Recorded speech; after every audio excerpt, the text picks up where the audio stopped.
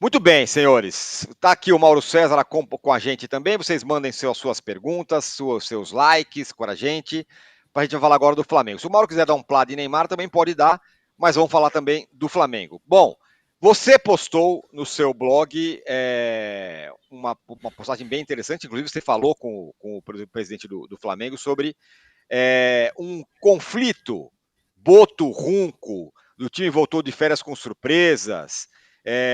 Já tem um conflito de ideias entre Boto e o Runco, que é o novo chefe de departamento médico do Flamengo. É isso, Mauro? Essa é uma das coisas postadas por você. A outra é a história da mudança geral, né? Demissões em massa, lá que a gente vai falar também. Mas primeiro me conta essa história, conta pra gente essa história desse primeiro conflito, vamos dizer assim, primeira faísca. Eu antes queria fazer uma ressalva, né? Eu não acho que seja golpe de mestre, Tironi, que fez o Internacional. Isso é uma excrescência, né?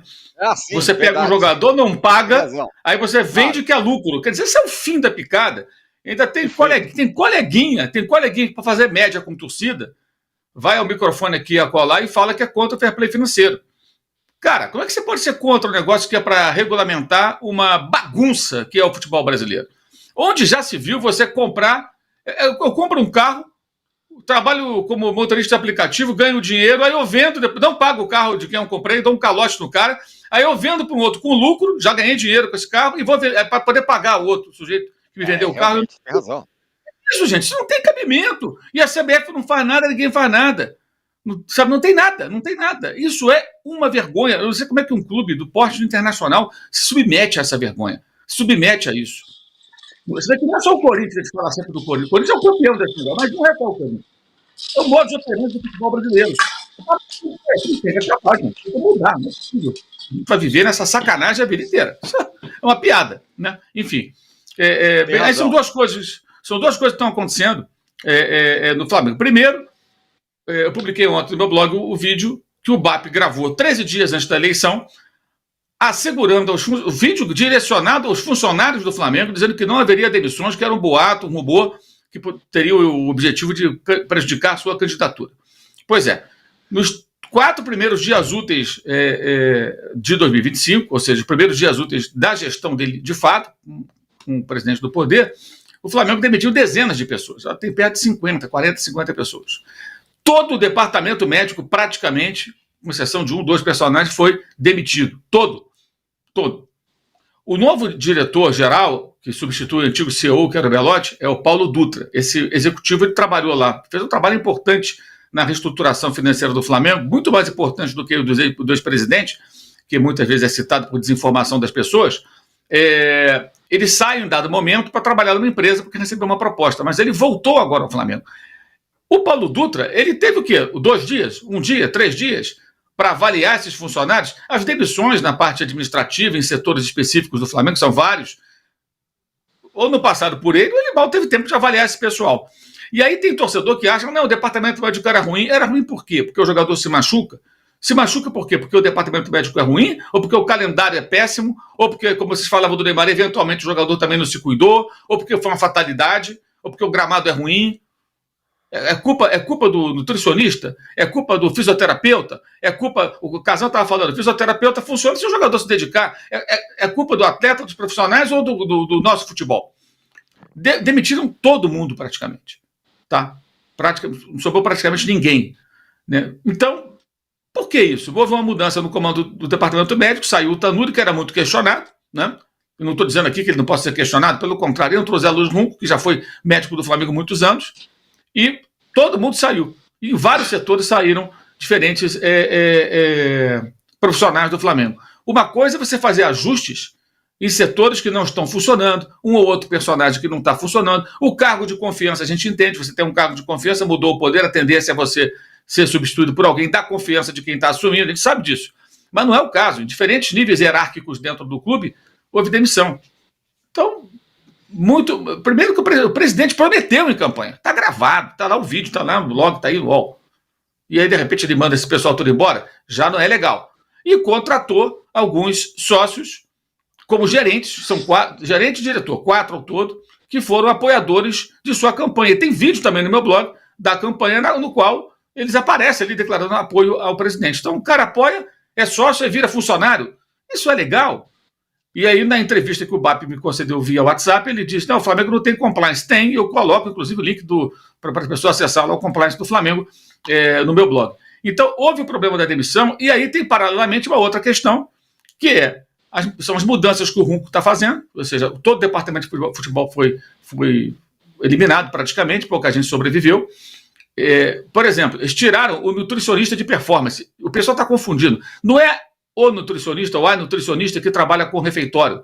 É o que trabalha com elenco, viaja com elenco. Quando o jogador está com aquela barrinha ali, chupando aquele saquinho ali de proteína, tudo, aqueles elementos que eles consomem durante o jogo, no intervalo, né?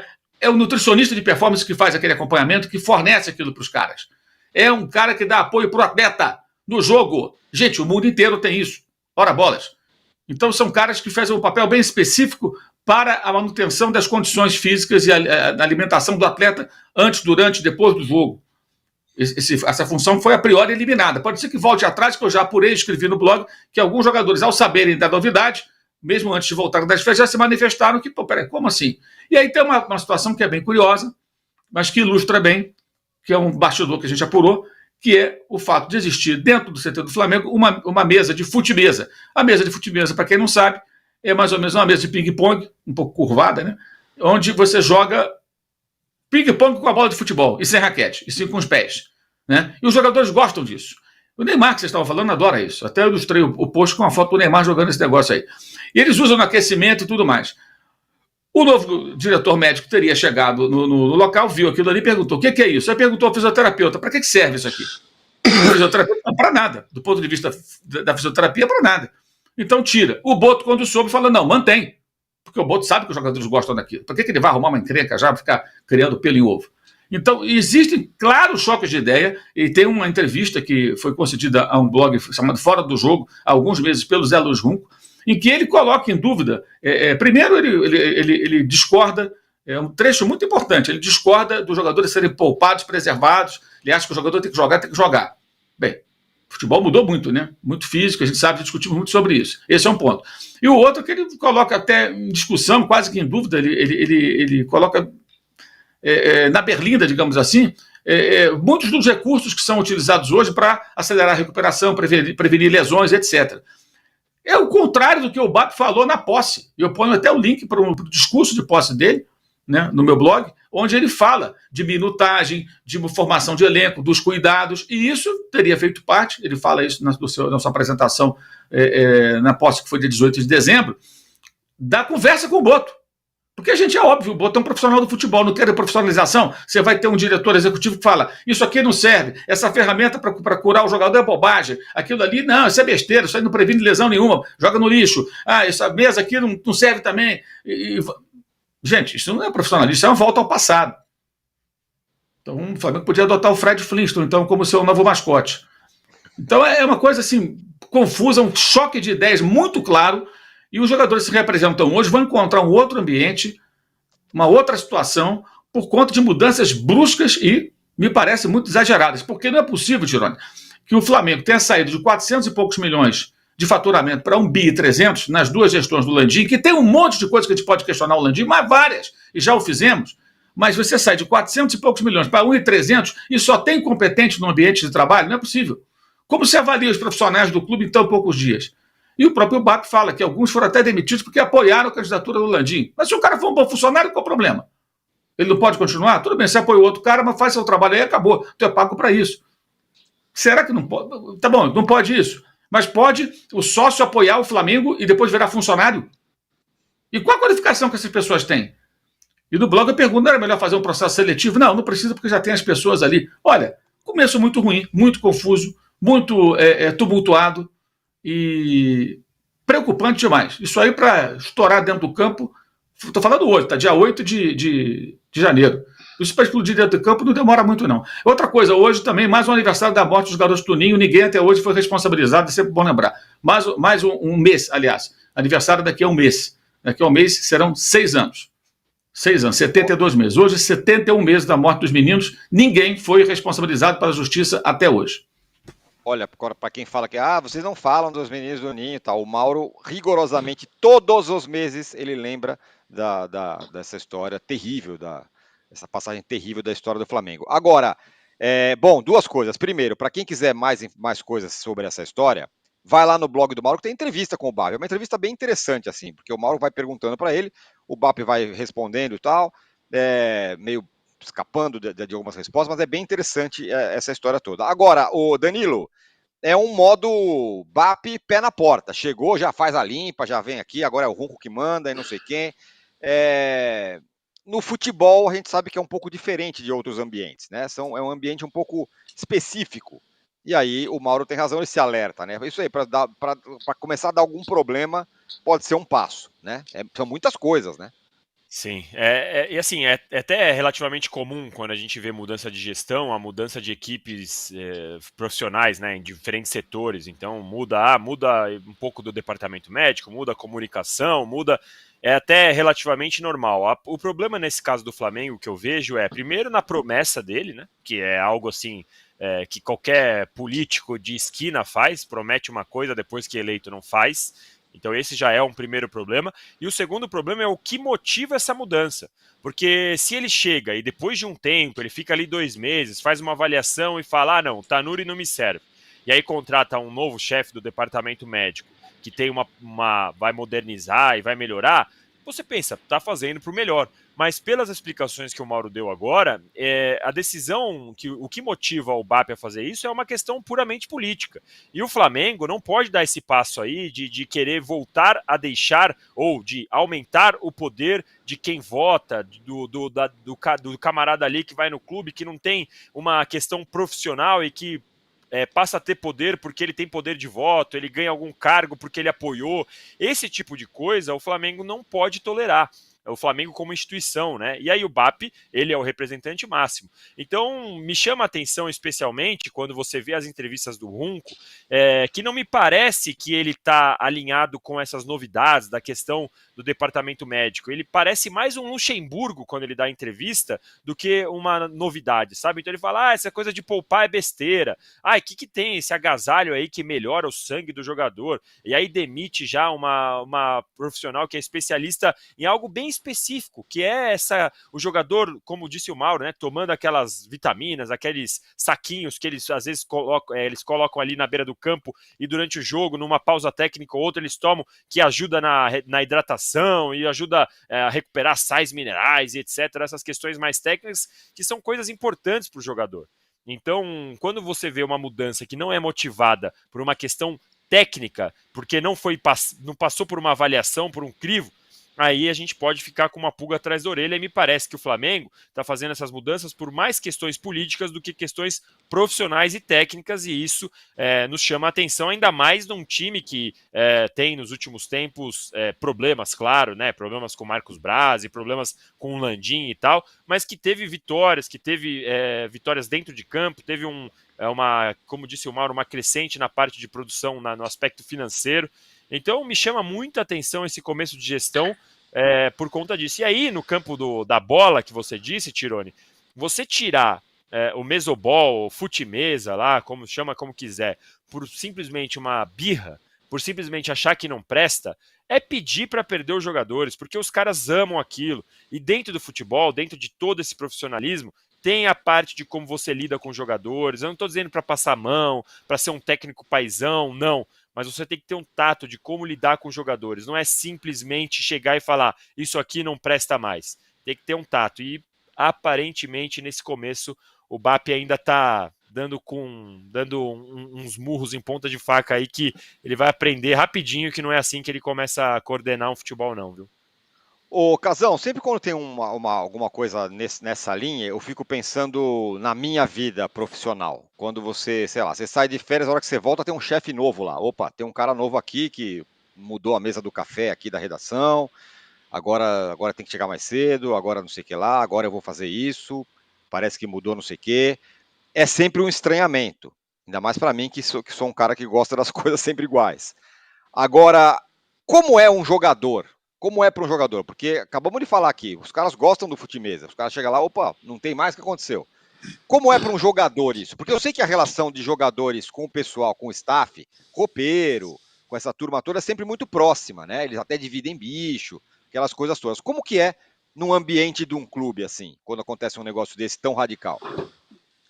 Cara, o jogador, principalmente quem está há muito tempo no mesmo clube, você pega uma amizade com muitas pessoas que trabalham ali perto. Né? Vou viajar lá na minha época do Corinthians, que é uma época completamente diferente de hoje.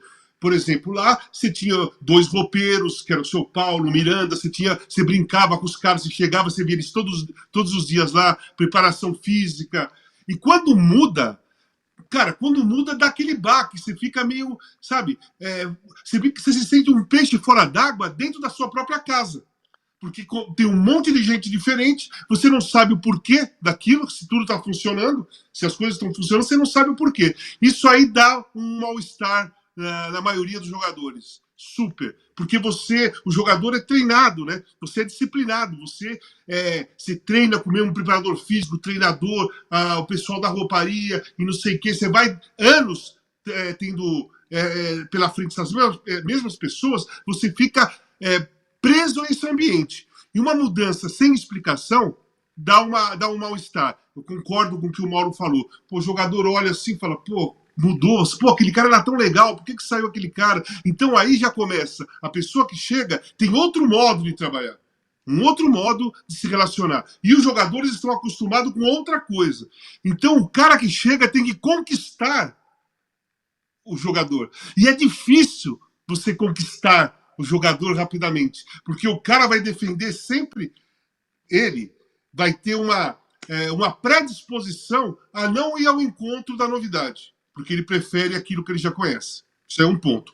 Em relação à mesa de futebol, sei lá o que lá, se ela está dentro da sala de fisioterapia, ela tem que sair de lá. Ela tem que sair de lá. Porque dentro de uma sala de fisioterapia não pode ter nada que chame a atenção e tire o foco de quem está fazendo uma recuperação. A recuperação é aquele negócio de foco, de determinação, de seriedade. Você não pode estar ali se recuperando de uma cirurgia e você ter dois, 4 caras jogando, fazendo uma brincadeira ali de fute-mesa dentro da fisioterapia, gritando, tirando sarro um com a cara do outro, e você aqui tendo que focar na fisioterapia. Se for dentro da sala de fisioterapia, eu acho que ela tem que sair de lá e ir para outro lugar. Não eliminar a mesa. Não eliminar a mesa, porque é uma parte que distrai, a parte que tira aquela pressão, uma parte que você fica mais relaxado, não fica sempre naquele peso, naquela cobrança do dia a dia de futebol. Aí você vai lá bater um futebol de mesa, fute-tênis, fute-vôlei, essas coisas todas faz parte da parte do relaxamento do jogador. Mas dentro de uma sala de fisioterapia não pode ter. Uma coisa é você pôr lá, não sei como, no Rio é totó, né? E aqui é pebolim em São Paulo. Você pôr uma mesa de pebolim na fisioterapia? Sim. Não tem lógica, gente. Não faz parte do cenário. Você não pode, na fisioterapia, ter alguma coisa que tire a atenção do foco de quem está se recuperando. Então, eu não sei onde era a mesa. Só vi o Mauro falou que o Runco chegou lá. Para que serve essa mesa? Como o Mauro falou, ele perguntou para o fisioterapeuta, eu deduzi que estava dentro da sala de fisioterapia. Né? Se for lá, ela não pode estar. Ela tem que estar numa área de lazer.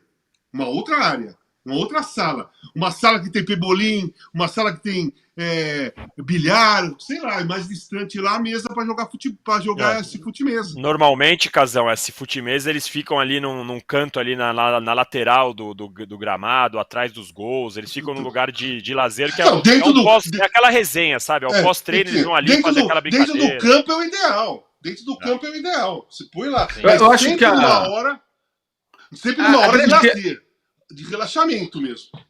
A grande questão é o seguinte, o cenário os jogadores estão de férias, o médico chega e fala, tira isso, muda aquilo, pé na porta, irmão. Não é assim que funciona. Para cobrar do jogador, cobrança profissional, não é na porrada. Não vai resolver. Não. Esse elenco já derrubou o técnico. Não foi não. Tá? Eu ia te falar o elenco é empoderado, os jogadores são campeões, eles são campeões da Copa do Brasil. Esses caras muitos ganharam Libertadores. Não é o elenco que o Jorge Jesus pegou que não tinha história no Flamengo. Os caras têm história no clube, história recente. O Plata chegou ontem e já fez um gol de título. Esses caras estão empoderados. E lidar com o elenco assim, ainda mais do futebol de hoje, não é simples. Você tem que ter uma certa habilidade. A cobrança tem que ser feita da maneira certa. O que eu sempre questionei foi a falta de cobrança profissional. Que é, por exemplo, por que o Gabriel Barbosa foi punido? Porque ele não teria feito o exame direito lá, do antidoping, aquela coisa. Foi suspenso e ficou em casa um tempo sem poder frequentar o CT. Como ele foi recebido, vocês se lembram? Com um corredor de aplausos. Isso. Por quê? Por que aquele corredor de aplausos? Quem teve essa genial ideia? E quem não teve autoridade fala, não, ele tinha, na boa, ele tinha que chegar em silêncio, na dele, ir para a sala do chefe imediatamente.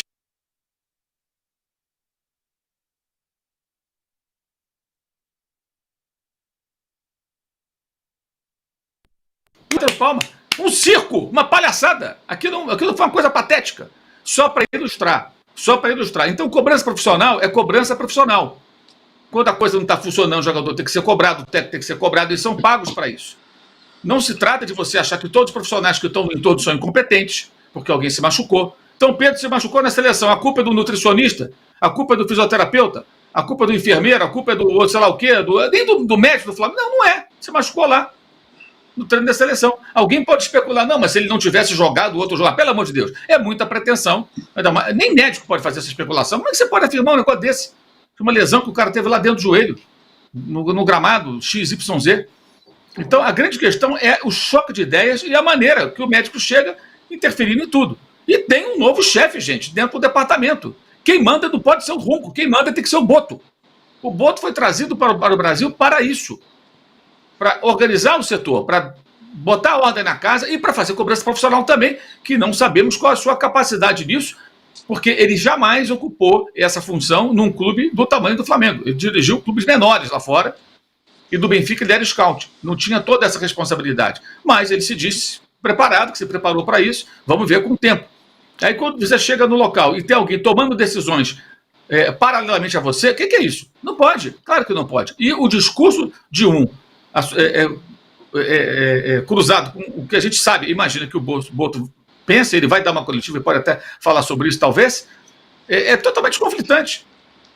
Porque se o Boto chegar no Brasil falando joga todo mundo, não poupa ninguém, isso aqui é besteira, não sei o quê, não vai recuperar jogador, então acabou. Exatamente.